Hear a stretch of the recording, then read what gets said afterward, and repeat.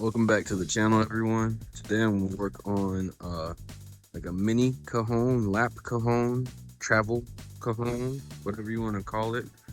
I've got this 1/2 inch birch I'm gonna use for the bottom and sides. I've got some different thinner wood I'm gonna use for the top. And I've got some snare wires I got off of Amazon. And that's pretty much it. I guess just some glue, maybe some screws or brad nails.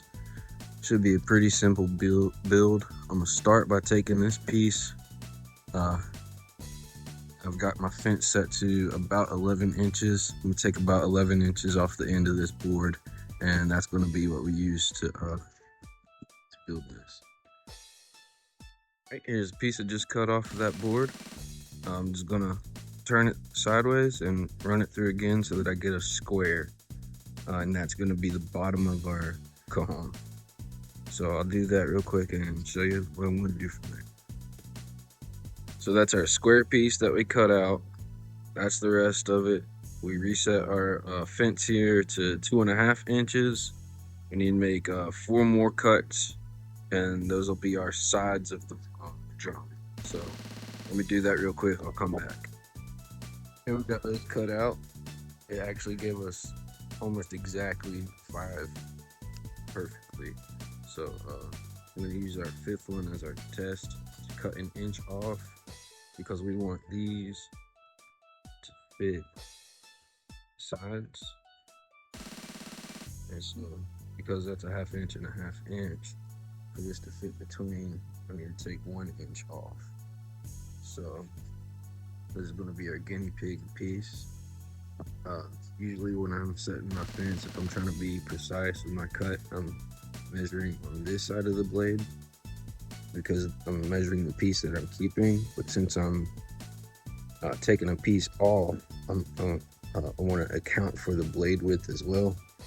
So I measure to this side of the blade when I set my fence. So it should be exactly 1 inch coming off of this board. It should fit.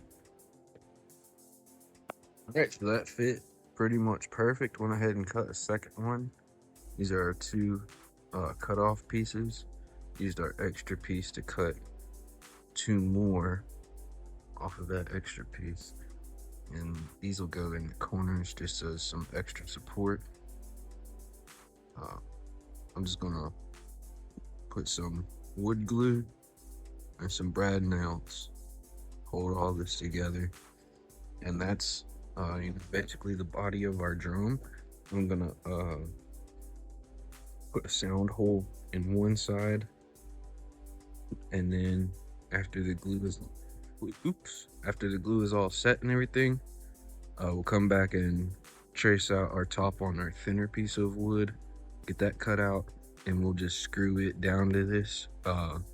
As well as we got to figure out how we're going to put that snare wire in here. So come back after this is all assembled. Okay, got that all assembled. Just glue and brads. A tiny little bit of hangover. That's better than it being a little bit short, because we can just come back and clean that up later at the end. Probably just with the sander even. Probably don't even need to cut that. Sander will probably take that down even. That's pretty much flush. And then this corner that's our biggest overhang, but still it's not bad. I clean that up very easily. You see it even comes back down to flush by the time we get it. So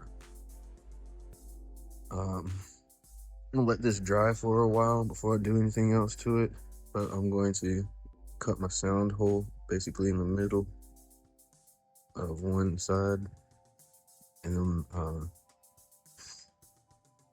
figure out how we're going to attach those snare wires, probably on the opposite side of the sound hole. Put a top on it. It'll be done. All right, let that dry up for a little while. I've already cut my sound hole here, 1 1/4 inch.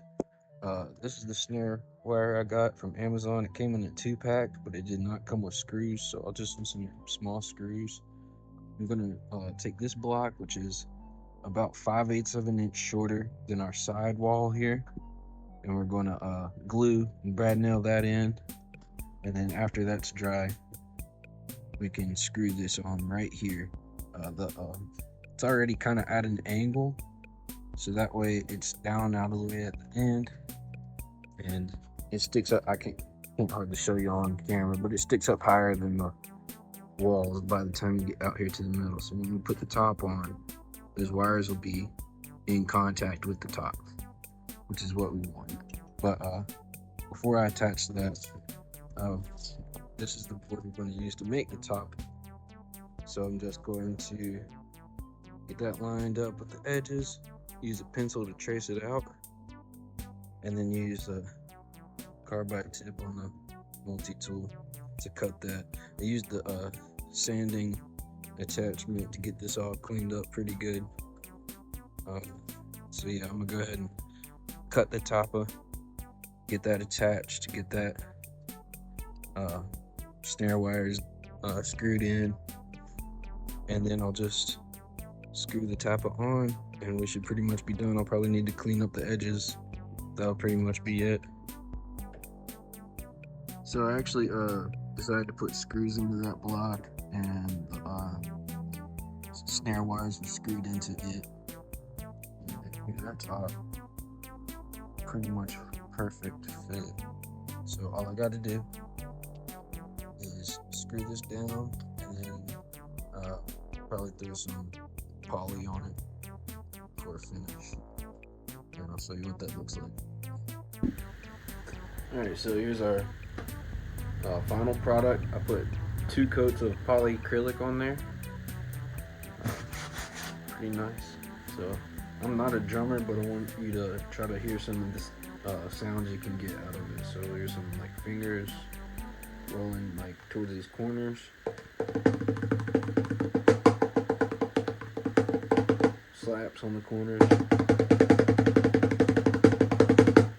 Right, so kind of like like tom drums, or like almost like bongos or something. You can hear a little bit of the snare, but not too much. You come here toward the middle, but still at the top. Getting a lot more snare.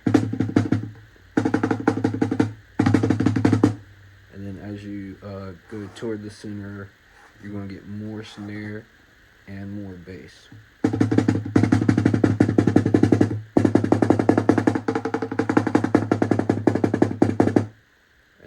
To get like those more bass sounds, you're going to mute with one hand and slap with the other. So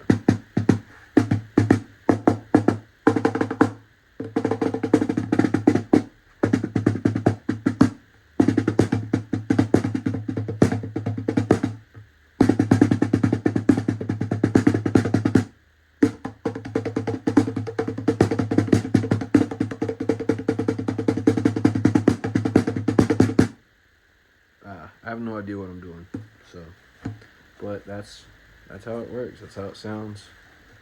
I hope you like it.